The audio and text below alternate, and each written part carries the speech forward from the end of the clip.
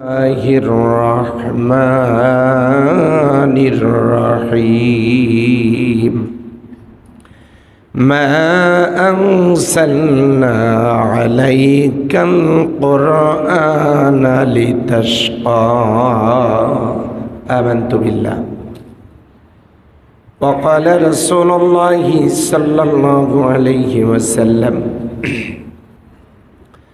من قام ليلة القدر إيمانا واحتسابا غفر له ما تقدم من ذنبه أو كما قال عليه الصلاة والسلام اللهم صل على محمد وعلى آل محمد كما صليت على إبراهيم وعلى آل إبراهيم إنك حميد مجيد الحمد لله উত্তর জনপদের একটি ঐতিহ্যবাহী মসজিদ আলতাবনগর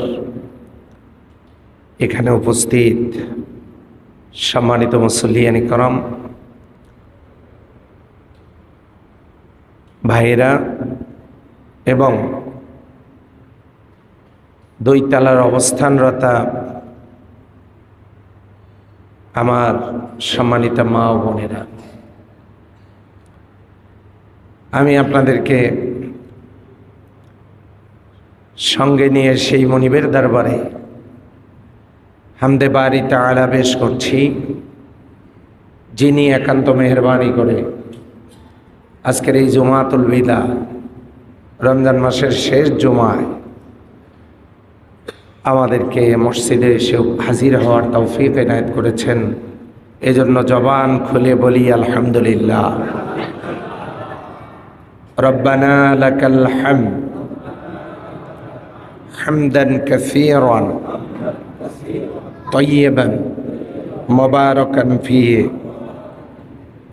সম্মানিত হাজিরিন,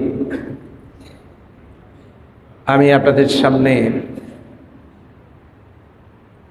মহাগ্রন্থ আল কোরআনুল কারীমের সূরা তাহার 2 নম্বর আয়াত, একটি মাত্র আয়াত আপনাদের সামনে তেলাওয়াত করেছি। আল্লাহ তাআলা বলছেন, মা আনসালনা আলাইকাল কুরআনা লিতাশকা। আমি কোরআন এই জন্য নাজিল করি নাই, হে নবী ও আমার প্রিয় হাবিব, আমি তোমার কাছে কোরআন এই জন্য নাজিল করি নাই যে তুমি দুর্ভোগ পোহাবে, কষ্ট পাবে, বিড়ম্বনার শিকার হবে, তুমি কষ্টের জীবন যাপন করবে। মা আনসালনা আলাইকাল কোরআন, আমি কোরআন এই জন্য নাজিল করি নাই তোমার প্রতি যে লিতাশকা, তুমি দুর্ভোগ পোহাবে, কষ্ট পাবে। তাহলে এই আয়াত থেকে আমরা বুঝতে পারলাম আল্লাহ তাআলা কোরআন কষ্ট দেওয়ার জন্য নাজিল করেন নাই। সুবহানাল্লাহ বলবো না? আল্লাহ তাআলা কোরআন নাজিল করেছেন মানুষগুলোকে সুখী মানুষ বানাবার জন্য। আরেকবার সুবহানাল্লাহ। কষ্ট দূর করে দেওয়ার জন্য, সুখ সমৃদ্ধ দেওয়া, সুখ এবং সমৃদ্ধির বিস্তৃতি ঘটাবার জন্য আল্লাহ তাআলা এই কোরআন নাজিল করেছেন। আরেকবার সুবহানাল্লাহ। সেই কোরআন নাজিলের মাস হলো কোন মাস? রমজান। এই রমজান মাসে কোরআন নাজিল হলো কখন? ইন্না আনসালনাহু ফি লাইলাতিল কদর, কদরের রাত্রেই কোরআন নাজিল হয়েছে। কোরআন নাজিল হলো আমরা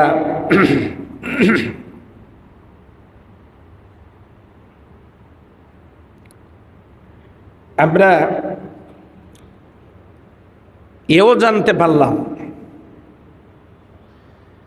যে এই কোরআন দুঃখ নয়, মানবতার সুখ সমৃদ্ধির জন্য নাজিল হয়েছে। এখন আমার জিজ্ঞাসা, আপনারা বলুন, গোটা পৃথিবীর মানুষ কি সুখে শান্তিতে আছে? আছে? ফিলিস্তিন, Gaza, Kashmir, Bulgaria, Somalia, Hungary, Nigeria, south Africa, Libya, Lebanon, Myanmar, Arakan, Kashmir, Bangladesh সহ তামাম পৃথিবীর মুসলমানেরা, এক কথায় মানুষেরা হাজারো রকমের দুঃসহ জীবনের শিকার। কথা বলেন, ঠিক নয় কি? তাহলে এ কোরআন কি করে আমাদের ভাগ্য বদলায় দিতে পারে? রমজান এলো এবং গেল, কি আনলো আর কি দিয়ে গেল? জুমাতুল বিদায় আমাদের শিক্ষা কি আর করণীয় কি? এই বিষয় নিয়ে আজকের আলোচনা হবে ইনশাআল্লাহ আজানের পর। এখন আজান পরিবেশিত হচ্ছে।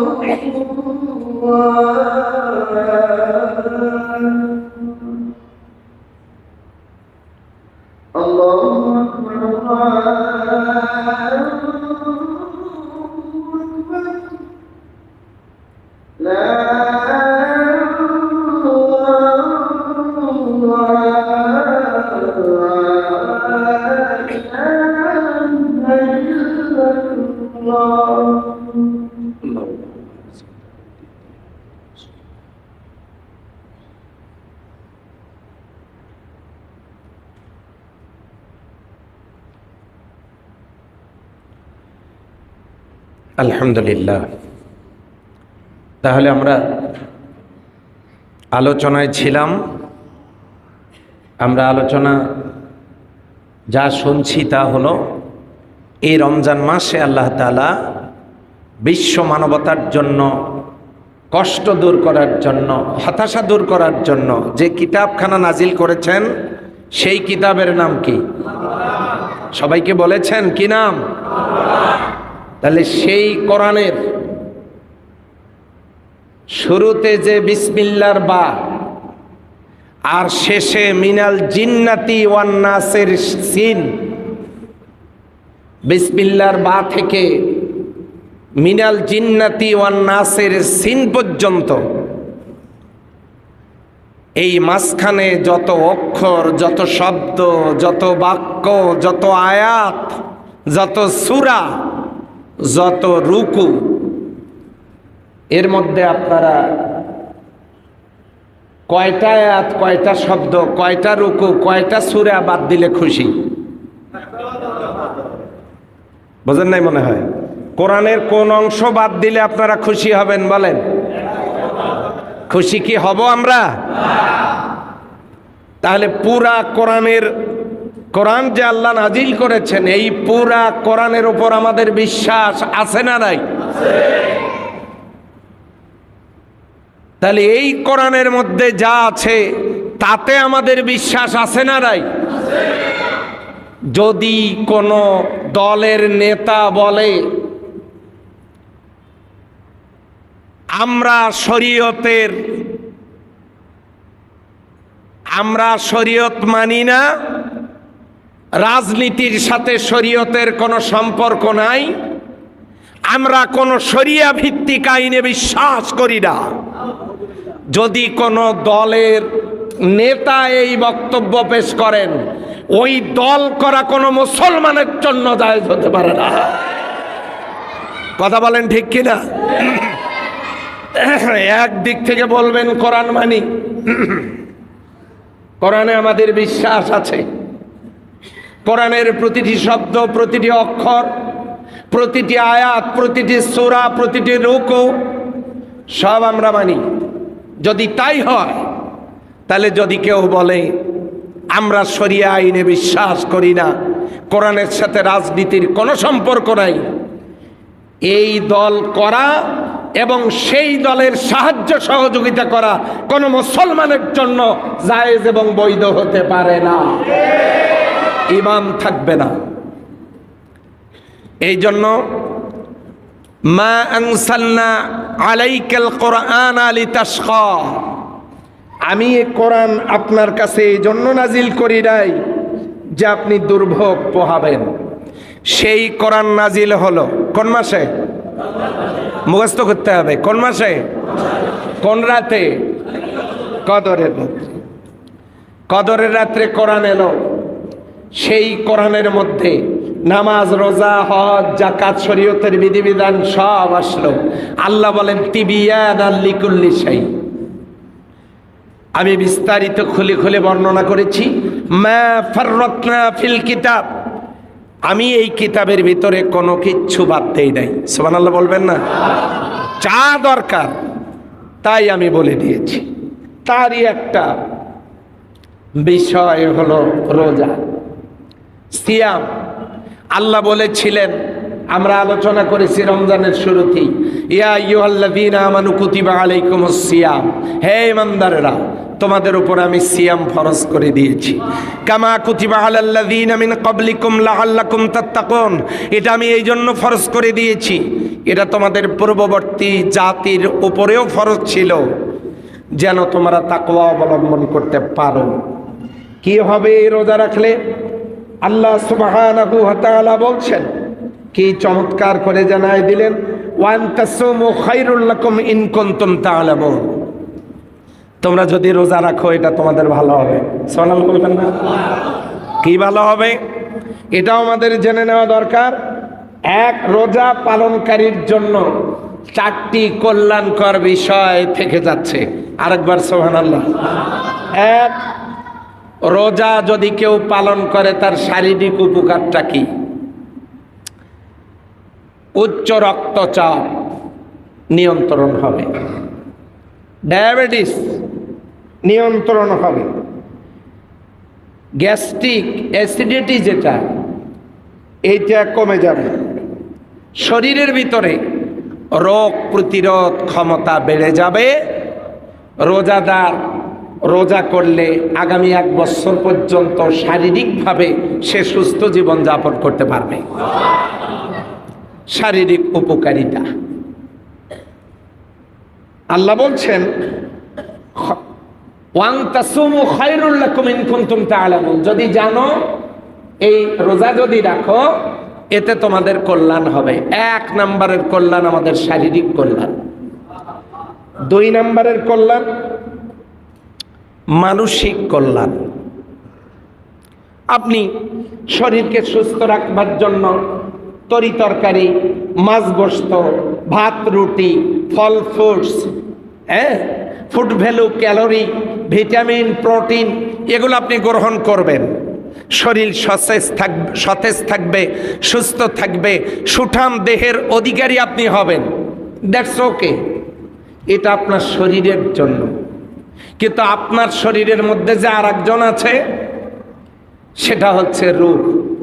শরীরের খাদ্য আপনি খাইলেন, রুহের একটা খাদ্যের প্রয়োজন আছে না? আছে না নাই? এই ভিটামিন, ক্যালোরি, প্রোটিন এগুলো যদি আপনি গ্রহণ না করেন, ভাত রুটি সবজি তরি তরকারি ফল ফ্রুটস এগুলো গ্রহণ না করেন, আপনি যেমন শারীরিক দিক থেকে নার্ভাস হয়ে যাবেন, মরে যাবেন, শেষ হয়ে যাবেন, ঠিক তেমনি রুহুর একটা খাবার আছে। এই খাবার যদি আপনি আমি রুহুকে দিতে ব্যর্থ হই, রুহুটা তেমনি মরে যাবে। এখন রুহের খাবারের নাম হলো আল কোরআন। সুবহানাল্লাহ বলবেন না? আর কোরআন রমজান মাসে নাজিল হওয়ার কারণে এই রমজানের দ্বিতীয় উপকারিতা হলো মানসিক কল্যাণ। মানসিক কল্যাণটা কি? মানুষের মধ্যে একটা ধর্মীয়, একটা স্বর্গীয় মানসিক প্রশান্তি তৈরি হয়। আওয়াজ দিয়ে বলেন সুবহানাল্লাহ। আল্লাহ সুন্দর, সন্দেহ আছে নাকি? আল্লাহ সুন্দর, এটা আল্লাহকে দেখতে পারবেন আপনারা কিয়ামতের ময়দানে। জান্নাতে যদি যাইতে পারি সরাসরি আল্লাহকে দেখতে পারবো। আল্লাহ তাআলা বলবেন জান্নাত দিয়ে সব পাইছো ঠিক মতো? যে হ্যাঁ, জান্নাতীরা বলবে। আল্লাহ বলবেন আর কিছু লাগবে? না, আর কিচ্ছু লাগবে না। আল্লাহ বলবেন যে তোমরা যে যাকে না দেখে তার ইবাদত করেছো, তোমরা কি তাকে একটু দেখতে চাও? লোকেরা তখন সব বাদ দিয়ে বলবে হ্যাঁ আল্লাহ, আমরা তাকেই দেখব, আমরা আল্লাহকে দেখতে চাই।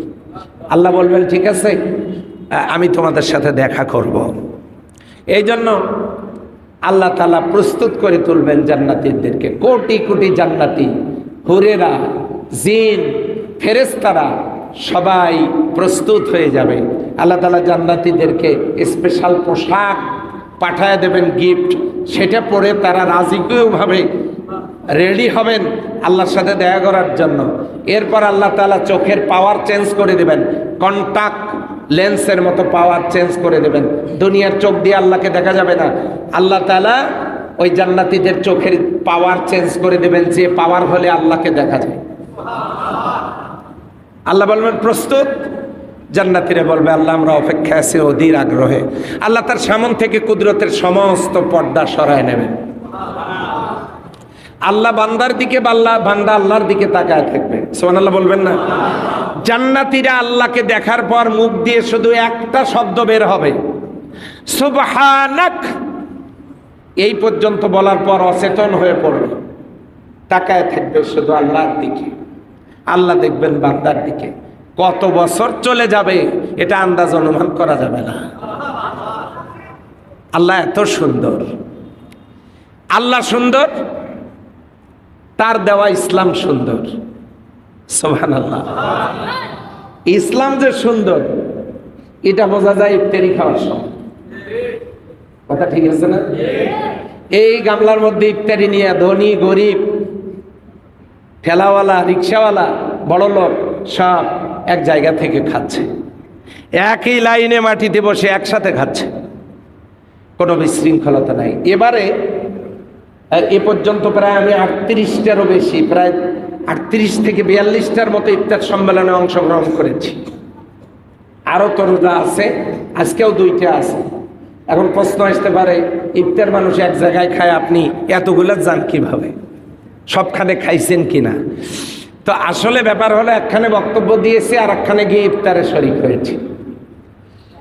এটা আবার ক্লিয়ার না করলে বলবেন যে আলতাফনগরের হুজুর উনি নাকি দিনে কয়েকটা করে ইফতার সম্মেলনে ইফতার খায়, তাহলে মানুষ বলবে জোহরের পর থেকেই খাওয়া শুরু করে, এটা বলবে না। আসলে ব্যাপার হলো, বক্তব্য দিয়েছি একখানে, হয়তো দুইখানে ইফতার করেছে আর একখানে, এভাবে করে কিছু ইফতার সম্মেলনে যাওয়ার আমার সুযোগ হয়েছে। হাজারো মানুষ ইফতার সম্মেলনে যোগদান করেছে, আলহামদুলিল্লাহ। তো সেই ইফতার সম্মেলনে আমি দেখেছি, যখন ইফতার পরিবেশন হলো, আমি 2-1 মিনিট আগে মোনাজাতও শেষ করে দিয়েছি। এরপর আমি ঘোষণা দিয়েছি, ইফতার সামনে নিয়ে দোয়া করলে দোয়া কবুল হয়।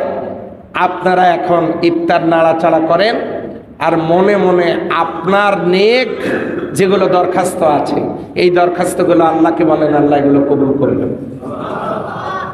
বিশ্বাস করেন, আমি ভাষায় প্রকাশ করতে পারবো না। আমি দেখেছি পিন পতন নীরবতা, মানুষ, হাজারো মানুষ বসে আছে ইফতারের প্লেট নিয়ে, কোনো বিশৃঙ্খলতা নাই।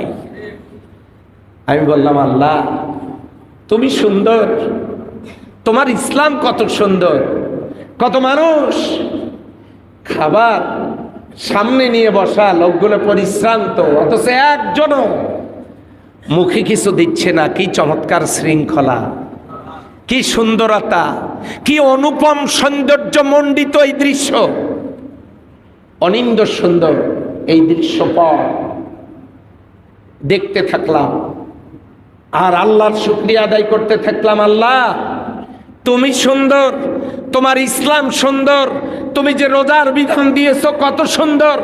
আমরা নামাজে হাজারো লোক দাঁড়িয়ে নামাজ পড়ি, কোনো বিশৃঙ্খলতা নাই, কত সুন্দর। আল্লাহ এই ইসলামটা যদি জমিনে চালু থাকতো, গোটা দেশ সুন্দর হয়ে যেত। কথা বলেন ঠিক কিনা? অথচ আজকে এই ইসলাম নাই যেখানে গন্ডগোল আছে। একই দলে কত গরু, ইফতার নিয়ে কত কাড়াকাড়ি, কতটা সিয়ার ভাঙ্গাভাঙ্গি, কত গন্ডগোল, কত প্যাকেট চুরি। একজনের 7টা নিয়ে লুকি থুয়ে ফিদ নেওয়ার জন্য আসছে। সুবহানাল্লাহ। ইসলাম নাই যেখানে সমস্ত অশান্তি সেখানে। আর ইসলাম মানে নামাজ পড়তে এসেছি আমরা যখন কাতারে দাঁড়ায় যাব এক ইমামের পিছনে, কোনো গন্ডগোল আমাদের মাঝে থাকবে না। কথা বলেন ঠিক কিনা? ইমাম ভুল করতে পারে, সংশোধনেরও সিস্টেম আছে না নাই? ইমাম ভুল করেছে,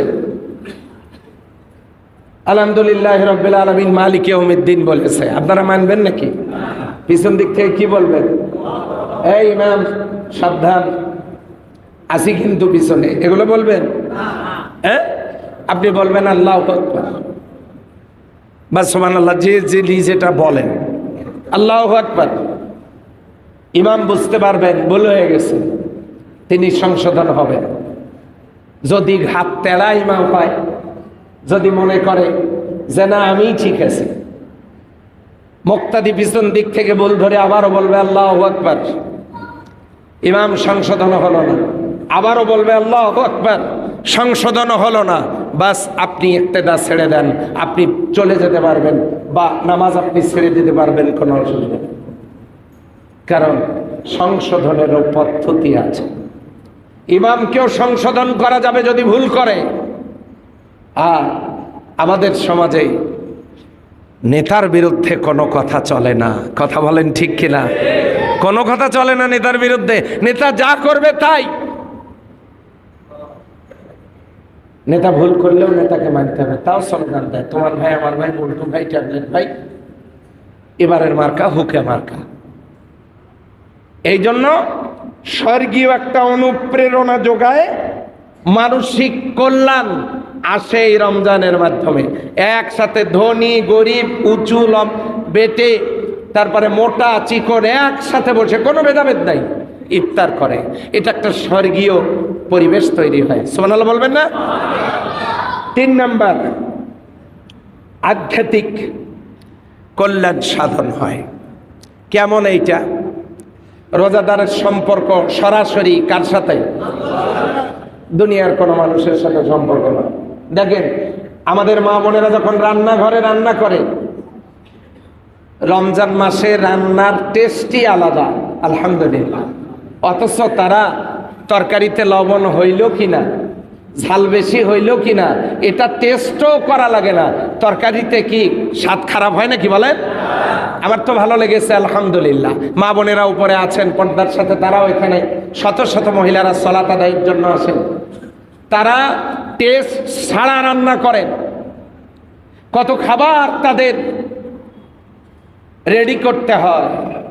অথচ ওই রান্নাঘরে পৃথিবীর কোনো মানুষ থাকে না, একজন মহিলা আওয়াজ দিয়ে বলেন কার ভয়ে খায় না? আমাদের কাছে অনেক খাবার থাকে, আমরা খাই না আল্লাহর ভয়ে। এই যে একটা আধ্যাত্মিকতা, এই যে একটা গোপন ভয়, আল্লাহর ভয়, আল্লাহ দেখবেন।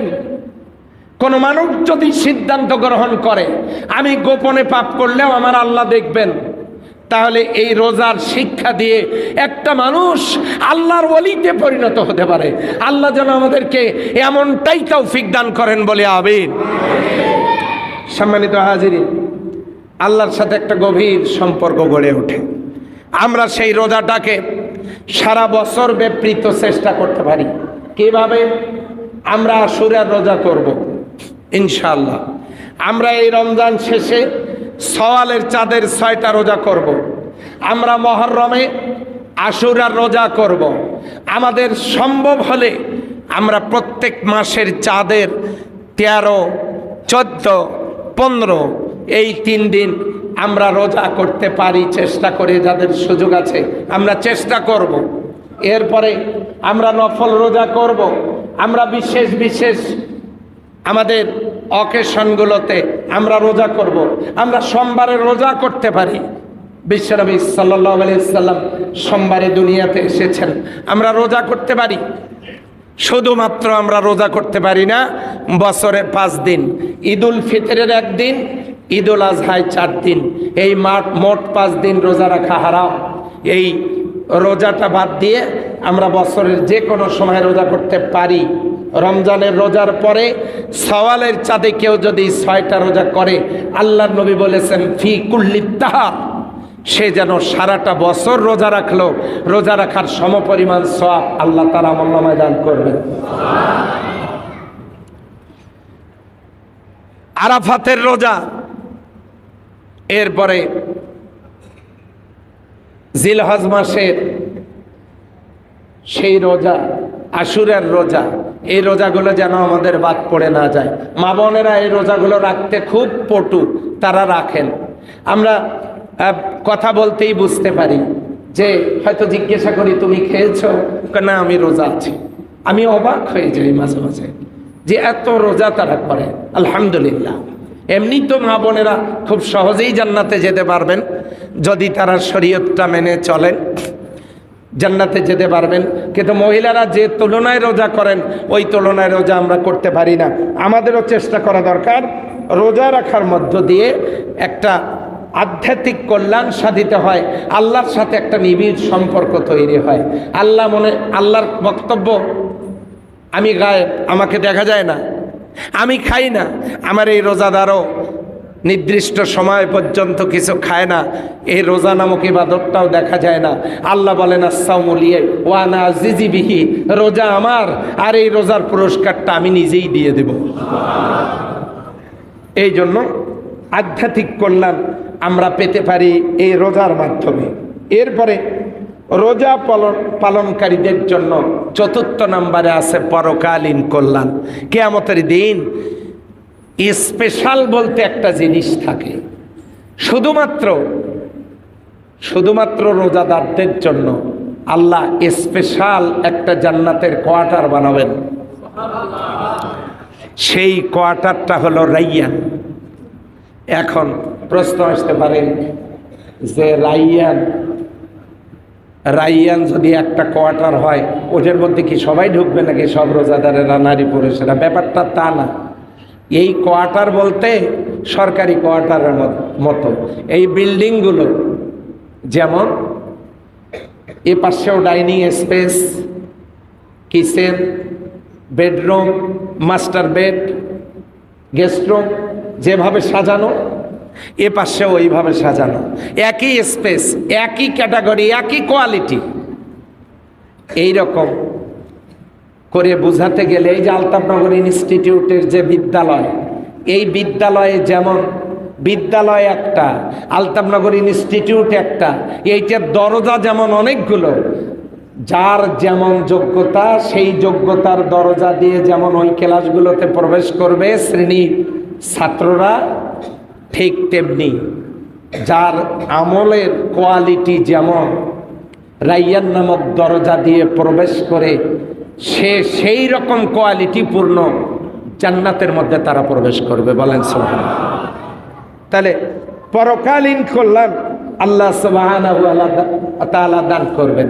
আল্লাহ তাআলা ফেরেশতাদেরকে ডেকে বলবেন, ও ফেরেশতারা, এদের আমলগুলোর পুরস্কার তোমরা তোমাদের হাতে দিয়ে দাও। ফেরেশতারা আমলনামা নিয়ে যাবে। নেককার লোকদের আমলনামাটা ইল্লিন থেকে আসবে। ইন্নাল কিতাবাল আবরারা ফি ইল্লিকিন। নিশ্চয় নেককার লোকদের আমলনামার গাইড বইটা ইল্লিনে আছে, ইল্লিন থেকে আমলনামাটা নিয়ে আসবে।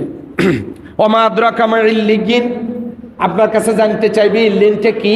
আপনি বলেন কিতাবুম মারকুম, এটা হলো একটা সুরক্ষিত ফলক, ওখানে নেককার লোকদের আমলনামার গাইড বই থাকে। ওয়াইনাল ফুজ্জারা লাফি সিজ্জিন, গুনাহগারদের আমলনামা থাকে সিজ্জিনে। ওমা আদরাকা মা সিজ্জিন, যদি জানতে চাই সিজ্জিনটা কি, আপনি বলে দিন কিতাবুম মারকুম, এটা সুরক্ষিত ফলক, গুনাহগারদের আমলনামা সেখানে থাকে। নেককার লোকদের আমলনামা নিয়ে এসে ফেরেশতারা বলবে, নাও তোমার গিফট, তোমার পুরস্কার। ইকরা কিতাবাকা কাফা বিনাফসিকা আল-ইয়াওমা আলাইকা হাসিবা, পড়ো তোমার আমলনামা, পড়ে দেখো কি কি পুরস্কার তুমি পেয়েছো। সুবহানাল্লাহ বলেন। ব্যাস, ফেরেশতাদেরকে দিয়ে এই পুরস্কার আল্লাহ বন্টন করবেন। এরপরে যখন রোজার পুরস্কারের ব্যাপার স্যাপার আসবে, আল্লাহ বলবেন স্টপ, ও ফেরেশতারা থামো, তোমরা সব আমলের পুরস্কার দিয়ে দিয়েছো, ঠিক আছে, কিন্তু রোজার পুরস্কার তোমরা দিবা না, রোজার পুরস্কার আমি স্বয়ং আল্লাহ দিব। আর আল্লাহ যেমন পুরস্কার হবে তেমন। কেমন? এই যে ঈদ, যার দোকানে কর্মচারী আছে, ম্যানেজারকে নির্দেশ দিলেন দোকানের মালিক, সমস্ত দোকানের কর্মচারীদের বেতন বোনাস তুমি দিয়ে দাও, তুমি তোমারটা নাও, তারপরে অন্যান্য কর্মচারীদের বেতন বোনাস তুমি দিয়ে দাও, কিন্তু জসিমের বেতন বোনাস তুমি দিও না, ওর বেতন বোনাসটা আমি আমার নিজ হাত দিয়ে দেব। তাহলে কি হবে? মালিক যেমন, তার উপহারটা কি ম্যানেজারের মতো হবে নাকি? কথা বলেন। মালিক যেমন, তার উপহার হবে তেমন। মালিক যেমন, তার বেতন বোনাস শুভেচ্ছা উপহার সব হবে তেমন। মালিক জসিমকে ডেকে বলতেছে, জসিম, সবাই বেতন বোনাস পেয়ে চলে যাক, তুমি পরে যেও, তোমার সাথে আমি পরে কথা বলবো। খবর ভালো না খারাপ? আল্লাহ তাআলা রোজাদারের ব্যাপারে বলবেন, রোজাদারেরা, ফেরেশতাদেরকে দিয়ে তোমাদেরকে আমি পুরস্কার দিয়ে তোমাদের মর্যাদা ক্ষুণ্ণ করব না। তোমরা আমাকে ভয় করে রোজা রেখেছো, সিয়াম পালন করেছো, রান্নাঘরে খাবার ছিল খাও নাই, বাড়িতে খাবার ছিল গোপনে খাও নাই, পিপাসার্ত ছিলে পানি পান করো নাই, আমাকে ভয় করে। দুনিয়ার কেউ দেখে নাই, আমি দেখেছি। সুতরাং তোমাদের এই পুরস্কারটা ফেরেশতাদেরকে দিয়ে আমি তৃপ্ত হব না। আসসাউলি আনা আজিজিবিহি, রোজা আমার জন্যই, আর এই পুরস্কারটা আমি আল্লাহ নিজেই দিয়ে দেব। আওয়াজ দিয়ে বলেন সুবহানাল্লাহ। তাহলে এই রোজা আমাদেরকে, এই রোজা আমাদের এই কল্যাণগুলো দিয়ে যাচ্ছে, শিখা যাচ্ছে কি? লাআল্লাকুম তাত্তাকুন, সম্ভবত তোমরা আশা করা যায়, তোমরা লাআল্লাকুম তাত্তাকুন, আশা করা যায় যে তোমরা মুত্তাকি হতে পারবে। এটা কি রকম? ডাক্তারের প্রেসক্রিপশন, ডাক্তার করে ওষুধগুলো লিখেছে, রুগী বলল, ডাক্তার সাহেব এগুলো খেলে সুস্থ হব কি? নিয়ম মতো খেতে থাকেন, সুস্থ হওয়ার আশা করা যায়। সম্ভবত তুমি সুস্থ হবে, সম্ভবত তুমি সুস্থ হবে, আল্লাহ চায় তো সম্ভবত তুমি সুস্থ হবে। যদি তুমি সিস্টেমেটিক ওয়েতে এগুলো সেবন করো, খাও, এগুলো যদি তুমি ভক্ষণ করো, সিস্টেমেটিক ওয়েতে খাও, আশা করা যায় তুমি সুস্থ হবে।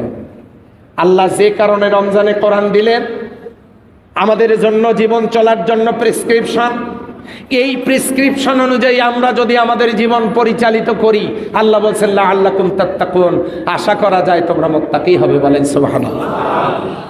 মুত্তাকি কারা? উলাইকা হুমুল মুকাররাবুন। আল্লাহ বলেন এই মুত্তাকি লোকেরা কিয়ামতের দিন আমার খুব কাছাকাছি থাকবে, খুব কাছাকাছি। তা আমরা আল্লাহর কাছে জান্নাত, আল্লাহ যদি আমাদেরকে নাও দেন, আল্লাহর কাছে একটা দরখাস্ত তো করতে দোষ নাই। আল্লাহ জান্নাত যদি নাও দাও, জান্নাতের কর্নারে একটু ছোট্ট জায়গা, একটু কর্নারে সামান্য একটু জায়গা দিয়ে দিও, এই দরখাস্ত কি আল্লাহর কাছে করা যায় না? তা আল্লাহ কাউকে জান্নাত দিলে ছোট জান্নাত আল্লাহ কাউকে দিবেন না। একটা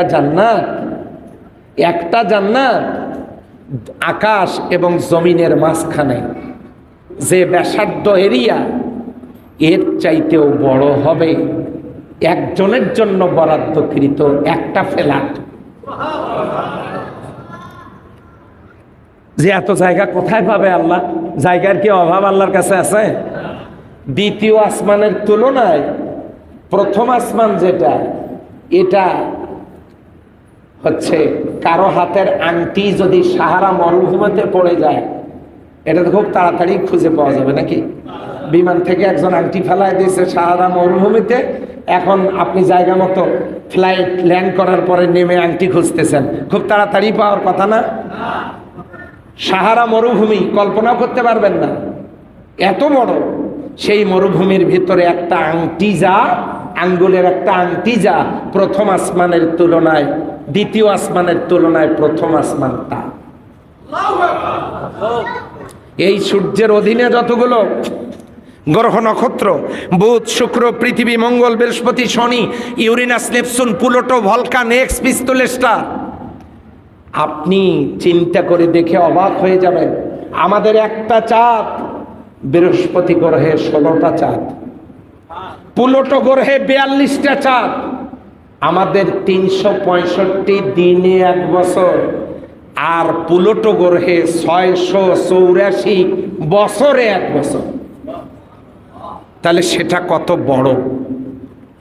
আল্লাহর কাছে জায়গার অভাব নাই। আল্লাহ তাআলার কাছে তিনি অসীম, তার কোনো সীমা পরিসীমা নাই, তিনি অসীম। সম্মানিত হাজিরিন, এই জন্য আমাদেরকে পরকালীন কল্যাণ আল্লাহ দান করবেন। শিখায় যাচ্ছে রোজা, তাকওয়া। সম্মানিত ভাইরা, সে তাকওয়া কি? আমরা দিনের বেলা হালাল স্ত্রী, হালাল স্বামী, হালাল খাবার, হালাল উপার্জন, সুবহে সাদেক থেকে সূর্য পর্যন্ত রমজান মাসে বিরত থেকেছি। কার জন্য? আসেন তো আজকে জুমাতুল বিদায় এই সিদ্ধান্ত গ্রহণ করি, আমার কাছে এই রকম আল্লাহর বিধানের বাইরে যা আসবে, রমজানের রোজা রেখেছি, পিপাসার্ত ছিলাম, পানি পান করি নাই, ক্ষুধার্ত ছিলাম, খাই নাই, সুযোগ সুবিধা ছিল, ভোগ করার উপায় ছিল, করি নাই। আল্লাহর ভয়ে আমরা এখন সিদ্ধান্ত গ্রহণ করব।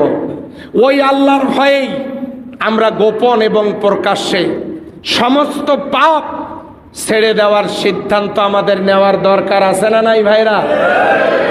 আমি বোনদেরকেও বলবো, গোপন প্রকাশ্য পাপ, রোজা থেকে গোপনে খাইলে যেমন আল্লাহ দেখবেন, গোপনে পাপ করলেও আল্লাহ দেখবেন না? দেখবেন না?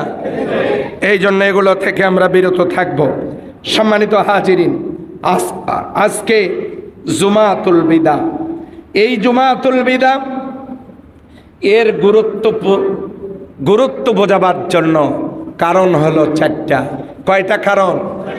জুমাতুল বিদার গুরুত্ব আমি আপনাদের সামনে তুলে ধরছি, কারণ এই জুমার মাধ্যমে আমরা আনুষ্ঠানিকভাবে রমজানকে বিদায় জানাচ্ছি।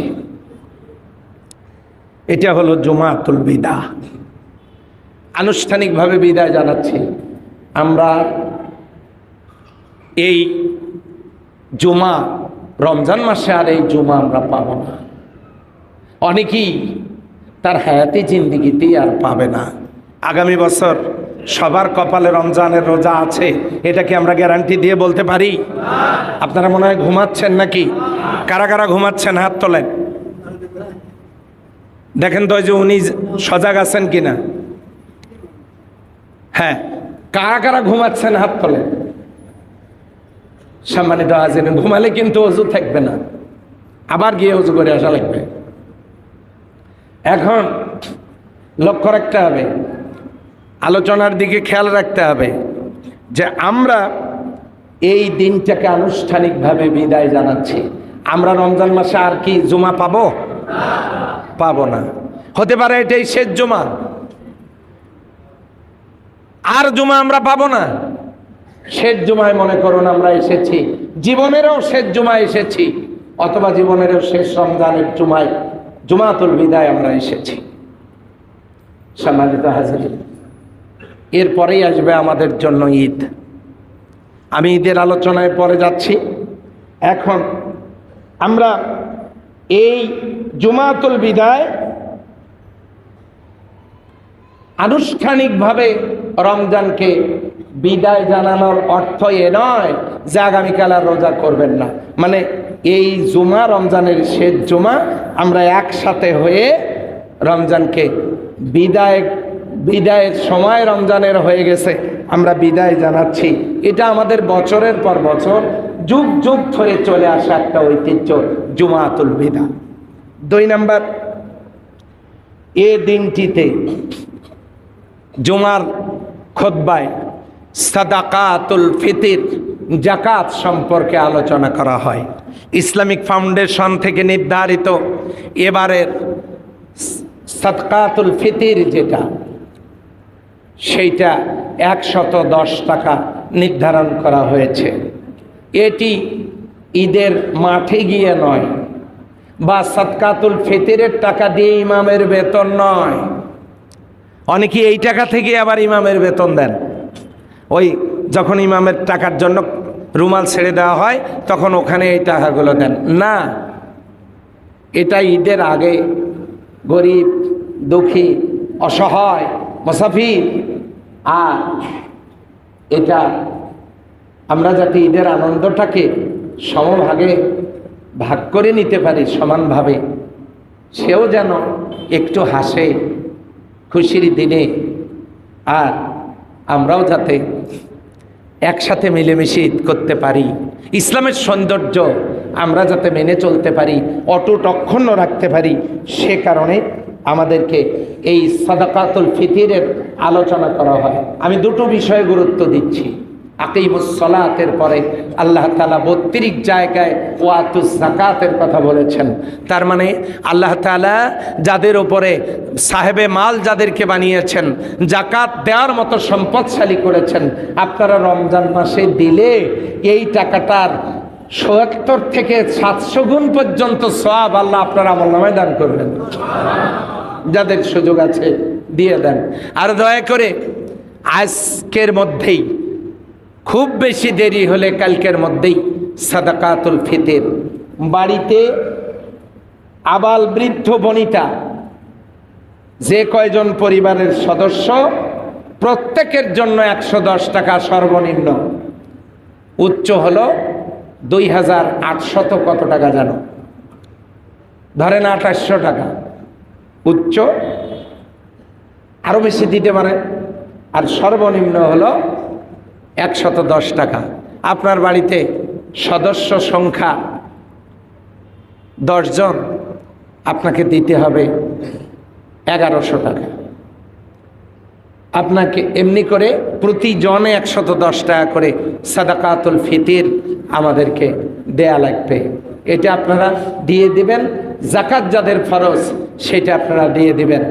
আমি গত জুমায় বলেছি, জাকাত দানকারীরা আপনারা জাকাতের একটা অংশ যদি মনে করেন আল্লাহ তাআলা আমার উপরেও যত সামান্য জাকাত ফরজ করেছেন, আপনারা যদি মনে করেন যে আমরা একটা ভালো কোনো খাতে এটা বন্টন করব, তাহলে আপনারা একত্রিত করেও একসাথে আপনি আমি আপনারা আমরা সবাই মিলে একত্রিত করে তার ভিতর থেকে কয়েকজন মিলে একসাথে আমরা ভালো কোনো কাজ করতে পারি, একটা সমস্যার সমাধান টাকাগুলো একখানে করে আমরা করে দিতে পারি, এমন উদ্যোগও নেওয়া যেতে পারে। এবারে যদি সম্ভব হয় আসেন একত্রিত করে কিছু করি, আর যদি সম্ভব না হয় আগামী দিনের জন্য আমাদের একটা প্রস্তুতি গ্রহণ করা দরকার, প্রস্তুতি থাকা দরকার। সম্মানিত হাজিরিন, এই ঘোষণাটাও জুমাতুল বিদায় সাধারণত আসে। তৃতীয়ত, জুমাতুল বিদার আর একটা বিষয় এখানে থাকে, সেটা হলো জুমাতুল বিদায় শরীয়তের অনেকগুলো বিষয় নিয়ে।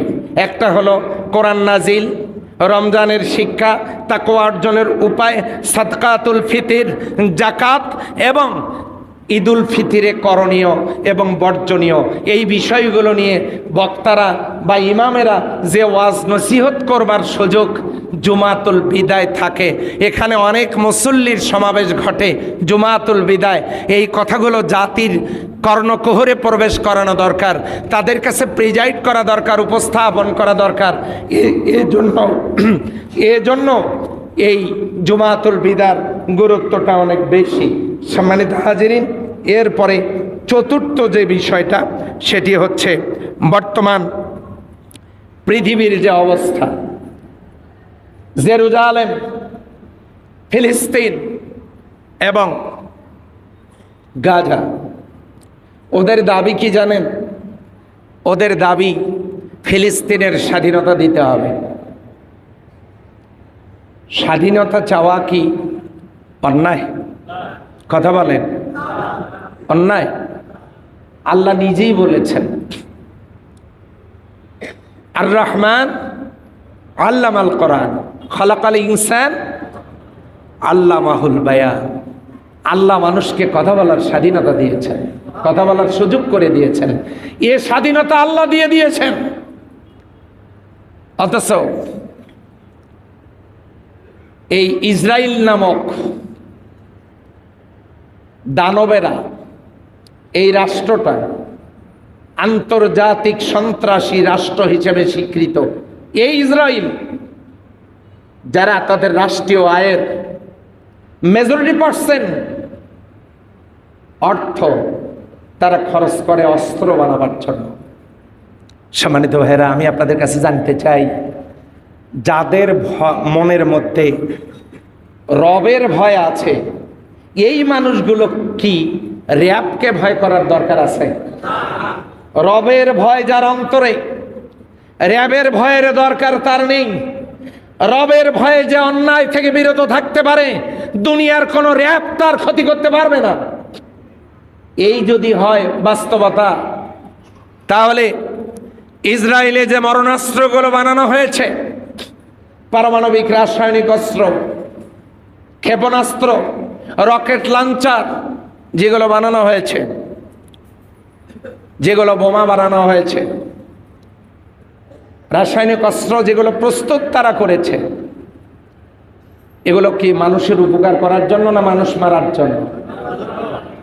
গোটা পৃথিবীতে বড় বড় রাষ্ট্রগুলো, সুপ্রিম অথরিটি যাদের হাতে, তারা মানুষ মারার জন্য যত অর্থ বরাদ্দ দিয়ে অস্ত্র বানিয়েছে, এর সিকিভাগ অর্থ যদি মানবতার কল্যাণে তারা ব্যয় করত, তাহলে গোটা পৃথিবীটা একটা জান্নাতের টুকরায় পরিণত হয়ে যায়। কিন্তু মানুষ মারার জন্য অস্ত্র বানানো হয়েছে, মানবতার কল্যাণের জন্য বাজেট বরাদ্দ তত দেওয়া হয় নাই। আজকের আলতাফনগর মসজিদ থেকে হয়তো আমাদের এই আওয়াজ ইসরায়েলে পৌঁছবে না, হয়তো আমেরিকাতে পৌঁছবে না, তবে আমরা মনে করি আলতাফনগরের এই আওয়াজ সমস্ত মেঘমালা পেরিয়ে সপ্তম আসমান ভেদ করে আলতাফনগরের আওয়াজ আল্লাহ রব্বুল আলামিনের আরশ আজিম পর্যন্ত পৌঁছবে। দুঃখী নির্যাতিত ইসরায়েলি মুসলমানদের জন্য স্বাধীন একটি রাষ্ট্র কি আমরা চাই? আল্লাহ তুমি ফিলিস্তিনের স্বাধীনতাকে কবুল করো। আল্লাহ তুমি গাজাকে ইসরায়েলের হাত থেকে মুক্তি দাও। আল্লাহ তুমি বিশ্বের মুসলমানদেরকে হেদায়েত করো, হেফাজত করো। আল্লাহ তুমি বিশ্বের মুসলমানদের উপরে রহমত করুণা বর্ষণ করো। পক্ষান্তরে যাদের কপালে হেদায়েত নাই, আল্লাহ তোমার কাছে আমরা আজকে জুমাতুল বিদায় এই দোয়া করছি, তুমি অতীতে যেমন আবাবিল প্রেরণ করে হস্তি বাহিনীকে ধ্বংস করে দিয়ে কাবা রক্ষা করেছ, তুমি যেমন বদরের ময়দানে আন্তর্জাতিক সন্ত্রাসী আবু জেহেলকে ছোট্ট শিশুদের হাতে বিদায় করে দিয়ে তুমি বদর যুদ্ধে 17ই রমজানে মুসলিমদেরকে বিজয় দান করেছ, তুমি যেমন মশা দিয়ে বিশ্ব শয়তান নমরুদকে চিরবিদায় করে দিয়েছ, আমরা তোমার কাছে ওই সমস্ত মানবতার দুশ্মনদের জন্য আসমানের ফয়সালা তোমার কাছে কামনা করছি। আপনারা বলুন আমিন। এরপরে জয়বাদ থামবো, তয়বার আপনারা আমিন বলবেন। আল্লাহুম্মা সাত্তিত শামলাহুম, আল্লাহুম্মা মাসসিক জামাহুম, আল্লাহুম্মা দাম্বির দিয়ারহুম, আল্লাহুম্মা ইন্না নাজআলুকা ফি নুহুরিহিম ওয়া নাউযু বিকা মিন শুরুরিহিম।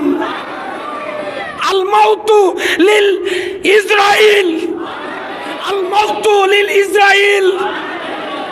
আল্লাহ তাআলা হয় ইসরায়েলকে হেদায়েত দিক, না হলে আল্লাহর ফয়সালা আল্লাহ ইসরায়েলে পাঠায় দিক।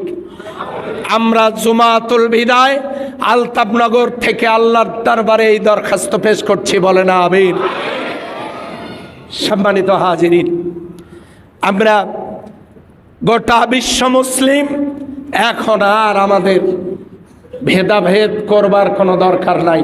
We are Muslim ummah, we are latest, we are great. আমরা মুসলিম উম্মাহ, আমাদের কেউ নাই। কে ছাড়া? আল্লাহ ছাড়া। এই জন্য আমাদেরকে এক থাকতে হবে, আমাদেরকে নেক থাকতে হবে, আমাদেরকে ঐক্যবদ্ধ হতে হবে। অনলি ফর আওয়ার লর্ড, শুধুমাত্র আল্লাহর জন্য আমাদেরকে ঐক্যবদ্ধ হতে হবে। সম্মানিত হাজিরিন, এরপর আমি আপনাদেরকে বলতে চাই, মাত্র আর অল্প সময়, এই অল্প সময়ের ভিতরেই ঈদুল ফিতরের চাঁদ। আপনারা কি কষ্ট করে সামনের ফাঁকা জায়গাগুলো পূরণ করে বসবেন? দয়া করে পিছনে বাইরে দাঁড়ায় আছেন, একটু বসার সুযোগ দেন। সম্মানিত হাজিরিন, আর মাত্র অল্প সময়, কয়দিন পরেই চাঁদ দেখা গেলেই আমরা ঈদ করব। আমার কথায় কি আপনাদের মনোযোগ আছে? আছে। আমি আজকে শুরুতে কোন সূরার আয়াত তেলাওয়াত করেছি বলেন? তহার কত নম্বর আয়াত? কি আছে সেখানে? মা আনজালনা আলাইকাল কোরআন লিতাশকা। আল্লাহ বলেছেন, আমি এ কোরআন এজন্য নাজিল করি নাই যে ও নবী তুমি দুর্ভোগ পোহাবে। আমি দুর্ভোগের জন্য কোরআন নাজিল করি নাই। কোরআন নাজিল করেছি সুখের জন্য, সমৃদ্ধির জন্য, উন্নতির জন্য, মানবতার কল্যাণের জন্য। আওয়াজ দিয়ে বলেন সুবহানাল্লাহ। সেই কোরআন নাজিল হয়েছে কোন মাসে? রমজান মাসে। সেই রমজানের আমরা রমজান বিদায় নিচ্ছে কয়টা শিক্ষা দিয়া? 4টা শিক্ষা দিয়া। একটা হলো রমজানে আমাদের যে শিক্ষা দিল, রোজার দ্বারা আমাদের উপকারগুলো কি? আল্লাহ বলছেন, ওয়ান তাসুমু খায়রুল লাকুম ইন কুনতুম তা'লামুন। রোজা করো, তোমাদের জন্য কল্যাণ হবে। শারীরিক কল্যাণ, মানসিক কল্যাণ, আধ্যাত্মিক কল্যাণ, পরকালীন কল্যাণ আমরা আলোচনা শুনেছি। 2 নম্বরে রোজা আমাদেরকে তাকওয়া শিক্ষা দিচ্ছে। তার মানে রমজানে যেমন আল্লাহকে ভয় করে গোপনে কিছু খাই না, আমরা আল্লাহকে ভয় করে পাপের কাজ ছেড়ে দেব। এটা হলো রমজান থেকে আমাদের শিক্ষা। রমজানে যেমন ধনী দরিদ্র ভেদাভেদ ভুলে আমরা একসাথে খেয়েছি, বাকি দিনগুলোতে আমাদের পরস্পরের মধ্যে হৃদয়তা, আমাদের সম্প্রীতি, আমাদের মহব্বত, আমাদের ভালোবাসা থাকা দরকার, আছে না নাই? এরপরে আমরা এসেছি জুমাতুল বিদা সম্পর্কে। জুমাতুল বিদাও আমাদেরকে 4টা কারণে জুমাতুল বিদা গুরুত্বপূর্ণ।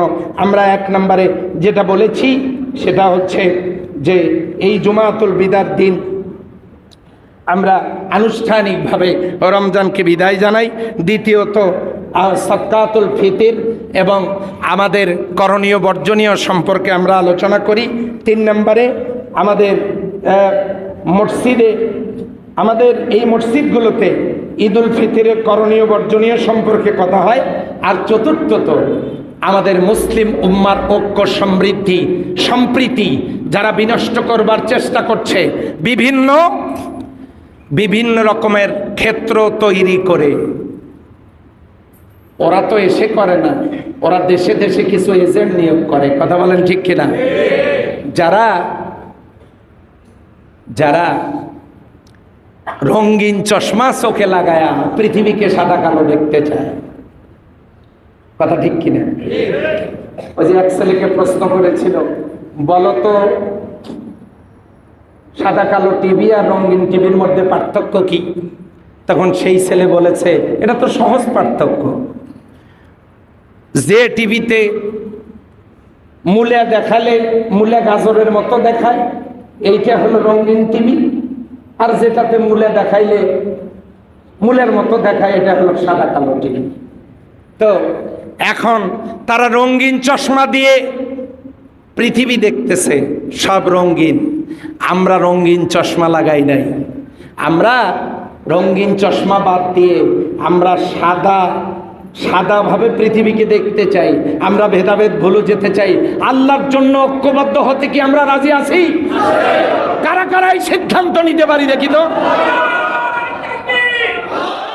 আলহামদুলিল্লাহ, আলহামদুলিল্লাহ। সম্মানিত ভাইয়েরা, এখন আসুন আমাদের ঈদুল ফিতর।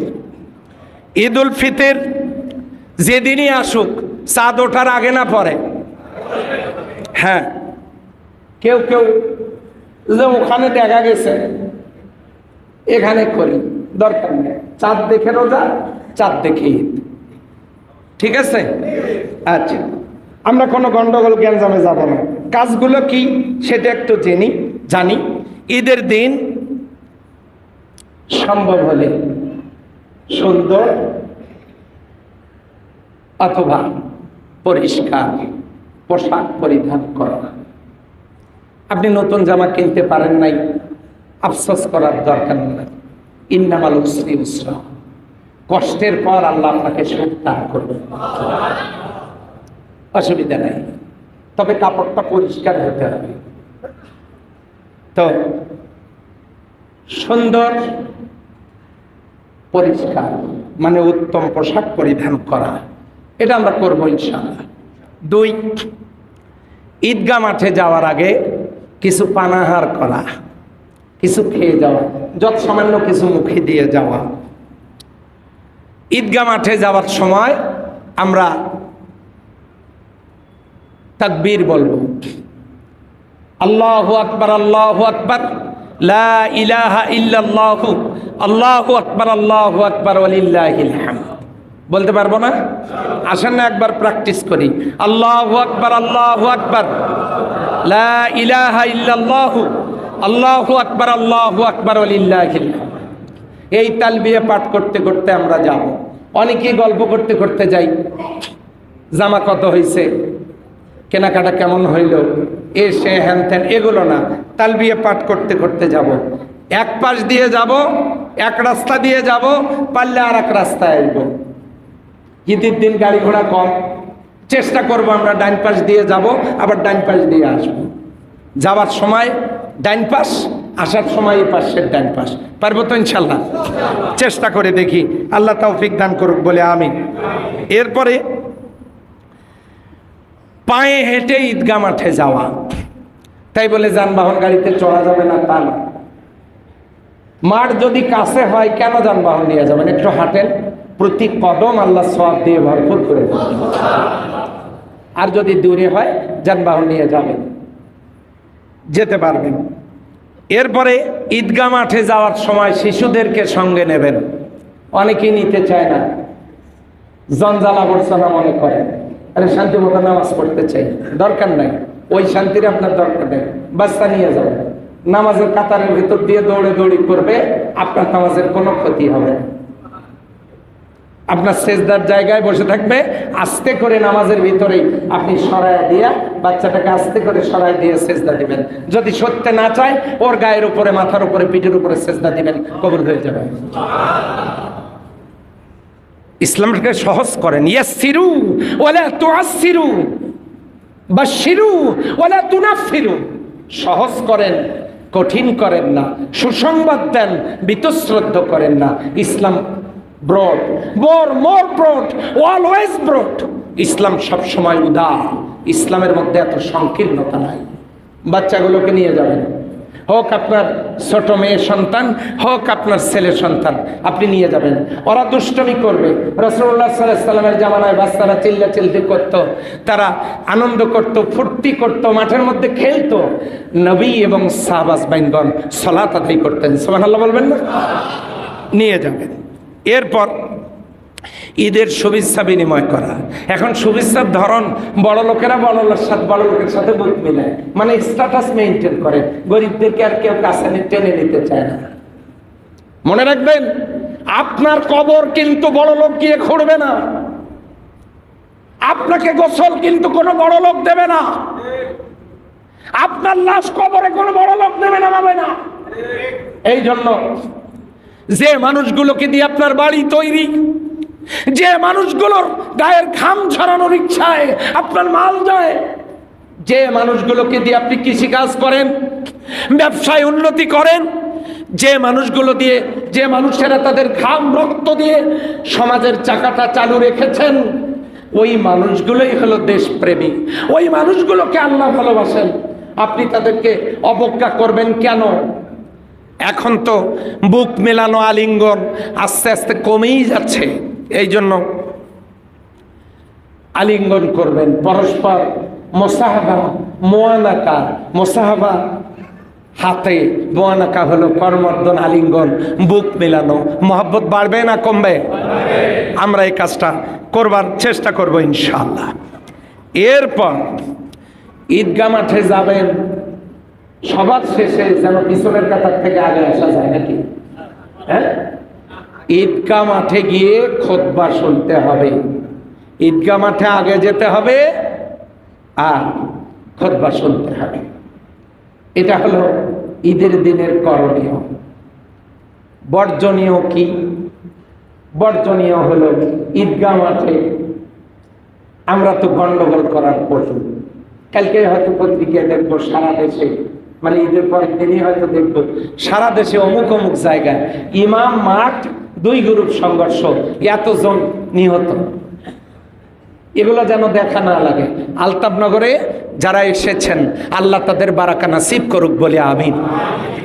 আমরা খেয়াল করব যে যাতে করে আমরা গন্ডগোল না লাগে, এটা চেষ্টা করব তো ইনশাআল্লাহ। 2 নাম্বার, অপচয় রোধ করতে হবে। আপনার হাতে টাকা আছে জন্য আপনি যা ইচ্ছা তাই করবেন। ঈদের বাজারে আপনি কিনবেন, যেটা মন চাই কিনবেন। ইসলাম এই অনুমতি আপনাকে দেয় না। ব্যয় সংকীর্ণ করুন, যা প্রয়োজন তাই করুন। যেটা দিয়ে অপচয় হবে মনে করছেন, পারলে এই টাকাটা গরিবের হাতে তুলে দেন, আপনার জন্য আল্লাহর জান্নাত হয়ে যাবে।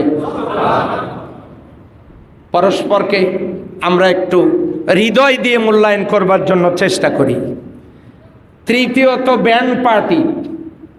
দেখা যাবে 1 মাস রোজা করার পর ঈদের দিন থেকে নামাজকে আমরা বিদায় দেই, আলবিদা।